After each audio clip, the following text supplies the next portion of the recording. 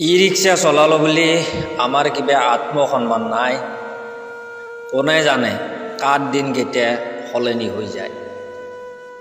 আগসময়ত আমিও মাইপিতেৰ মৰামত চলি আছিলোঁ।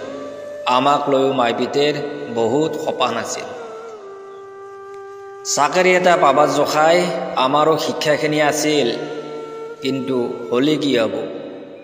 কোনে জানে কাৰ দিন কেতিয়া সলনি হৈ যায়। ৰেডিঅ'ৰ নিয়োগ বাতৰি শুনি শুনি চাকৰি বিচাৰি বিচাৰি অফিচে ঘূৰাওঁতে কেইযোৰ যি হাৱাই চেণ্ডেল হৈ গৈছিল।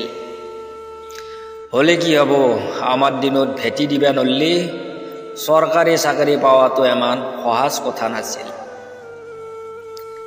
ভাগ্যক দোষ দি হ'লেও এতিয়া মনৰ পাই সেইগিলা দুখ পাতলেছোঁ। পৃথিৱীখনত জীয়াই থাকিব লাগিলে কিবা এটা কৰ্ম কৰিবই লাগিব। সেৱাৰ মানসিকতাই দি কৰিলে বোলে পৃথিৱীৰ সকল সৎকৰ্মই সমাজ সেৱাৰ একোটা অংশ। কিন্তু হ'লে কি হ'ব, কেতিয়াবা বৰ বেয়া লাগে যেতিয়া অতিপলি গাখীৰ ল'ৰা ছোৱালী কিছুমানে আমাক হেই বুলি মাতে। কেতিয়াবা বৰ বেয়া লাগে। ৰিক্সাখন 1 ঘণ্টা ৰখাই থৈ ফাষ্টফুডৰ দোকানত ৰোল চাওমিন চিকেন পকৰা খাই একে বহাই 400-500 টকা উৰা মানুহগিলাই ভাড়াক লৈ যেতিয়া তৰ্ক কৰে। কেতিয়াবা বৰ বেয়া লাগে।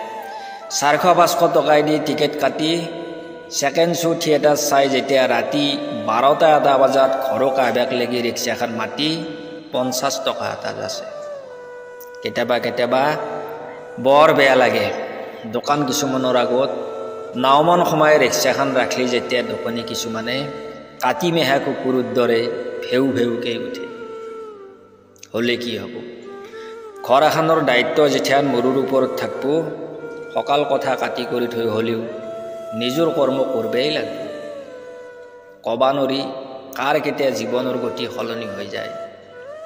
আৰে ভাই, ই ৰিক্সা চলালো বুলি আমাৰ কিবা আত্মসন্মান নাই।